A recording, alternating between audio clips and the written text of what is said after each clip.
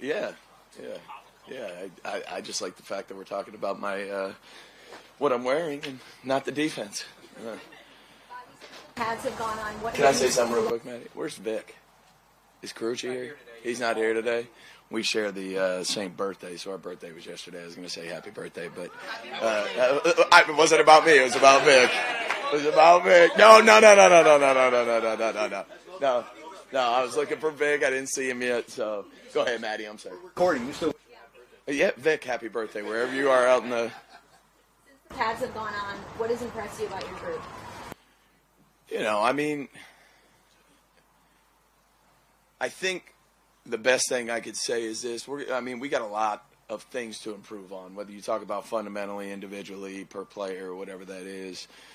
But when you look at the big picture, like when you close your eyes and kind of, you know, you want to see what it looks like in the pads is, you know, I think we've said it for years, you know, we want to win the line of scrimmage, you know, and we're certainly battling our offense for that line of scrimmage, and we're doing a good job.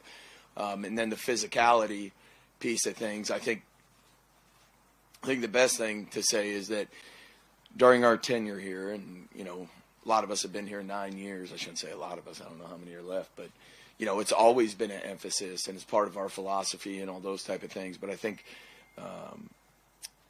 the short duration of when we arrived to showing up physically, that was good. But it doesn't matter, you know, how early you do it. It's that you do it consistently, and that's what we're looking for. So those are a couple of things.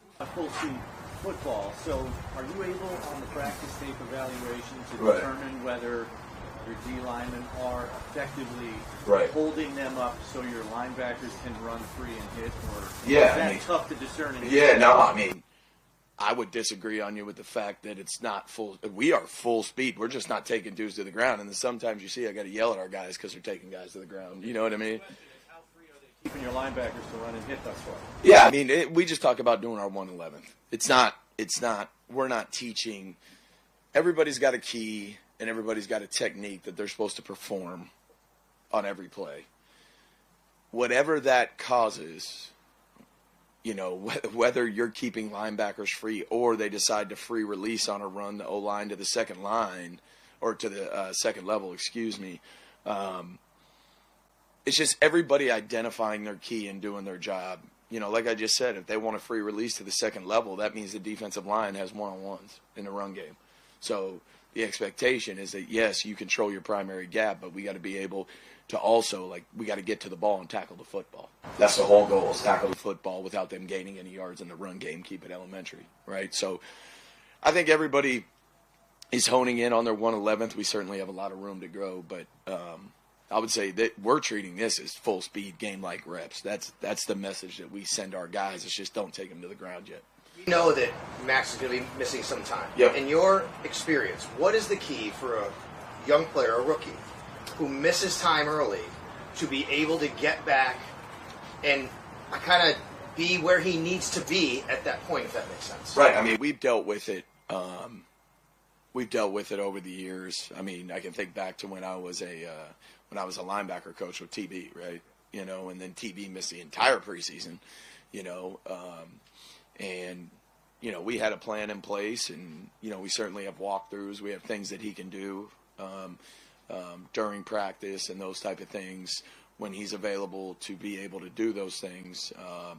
You know, but it's hard to simulate game speed. You can't simulate the physicality of the NFL. So certainly going to be an adjustment period there, but we'll have a plan and it'll be well thought out and be rocking and rolling.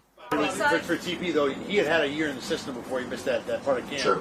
For a rookie, how hard is this foundational part of the season to miss that he's going to have to be out for a while now? Yeah, it's tough, but the NFL is not worried about us and trying to get him caught up. So we're going to do everything we can to make sure he's ready to go and can perform. Certainly, we've got to be creative in the ways we go about it, but between Joe, Dana, Jamal, myself, we'll definitely have a plan, and we'll do the best we can to get him ready to go. Certainly, you know, like I said earlier, one of our goals is to prosper in adversity, and certainly this is a case of adversity, and we need to prosper. We can't hang our heads. Bobby, you saw you go up to him as he was coming off the field with that injury. What's kind of been your conversations with him like, and how has he responded? Yeah, I think with all players, they want to be available. They don't want to let their teams down. We talk about being a good teammate and, the competitive nature.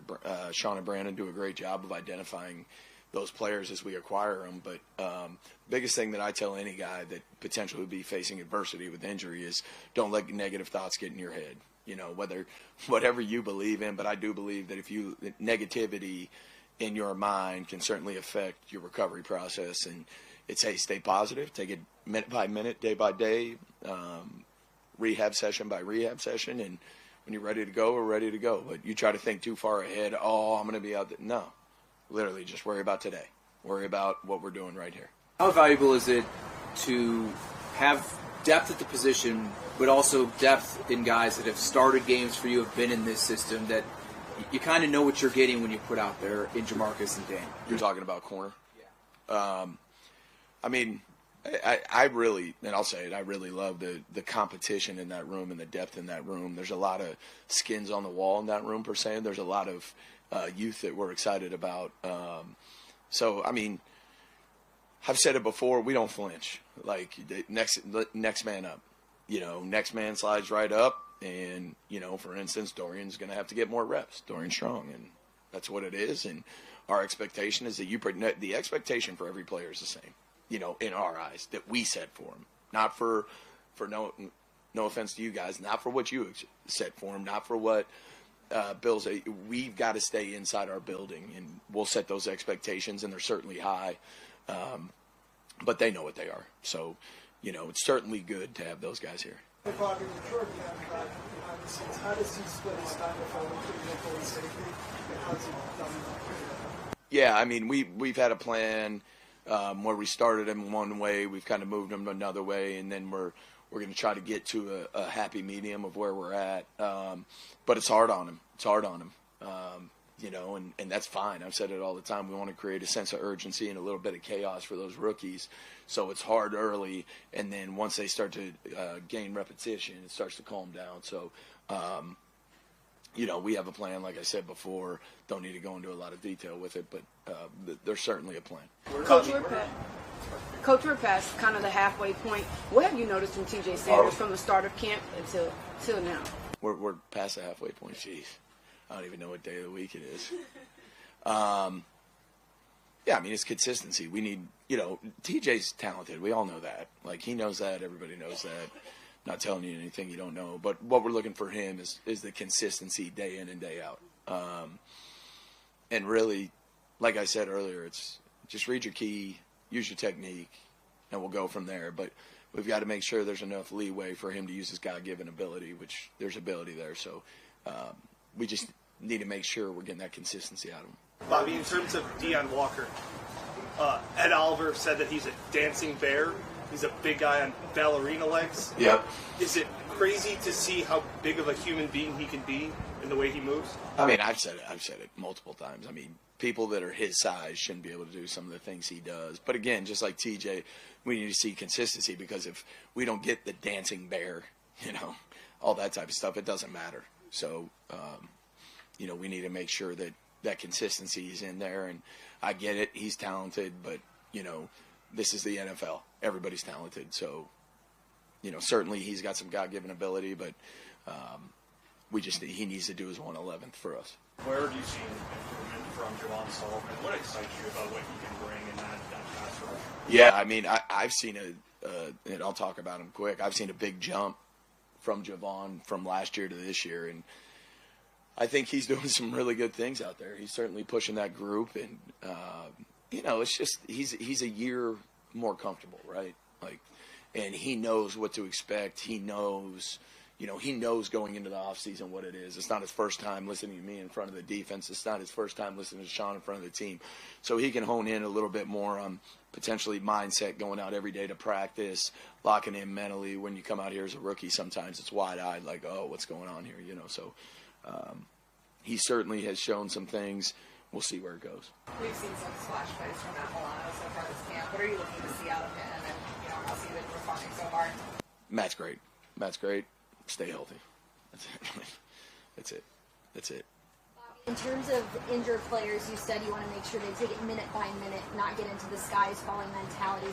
How do you approach that with players to make sure they are doing that? And you're saying our defense in general, every player. Yeah, I think it's just constant reminders for us of what our expectations are of our guys, and this goes back, like I've said it before, you learn from players, and you've got to, even me as a coordinator, like you're looking ahead. That's part of the job. Like, okay, got to get ahead of things and make sure we're preparing for what we might see. But I think it's really important that the players, you do enough to make sure the players are right where they're at, whether that's constant reminders, whether that's honing in on the detail of every play, whatever it is. There's a lot of different ways you can go about it. Certainly the position coaches have different ways, and certainly I have different ways. But it's just constant reminders. It's just constant reminders of, we're not thinking about the meetings after practice. We're not thinking about the last period of practice today. We are focused on what's about to happen, and there should be guys out there early working on things, and we're only worried about that right now. How impressed are you with what seems like a rapid ascension of leadership for Christian Benford, who, he played at a great level last year. Seems like he's improved a little bit this year, but just the way he seems to have the pulse of that room in what feels like a pretty quick amount of time. Yeah, I don't think Christian Benford's changed. I think, Christian Benford is not a man of many words, as we all know. Extremely smart, extremely intelligent. And I think it's more like literally those young guys. I tell them all the time, and I show clips of CB, and I've said it before, CB does everything right,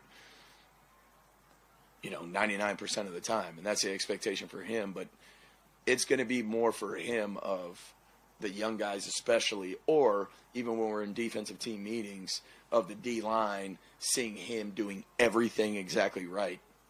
He's not going to say a lot, but the examples he puts on tape is going to elevate the play of those around him, which, that's leadership, elevating people around you, and lifting up people around you. That's, to me, that's the definition of it. So. We good? You got it.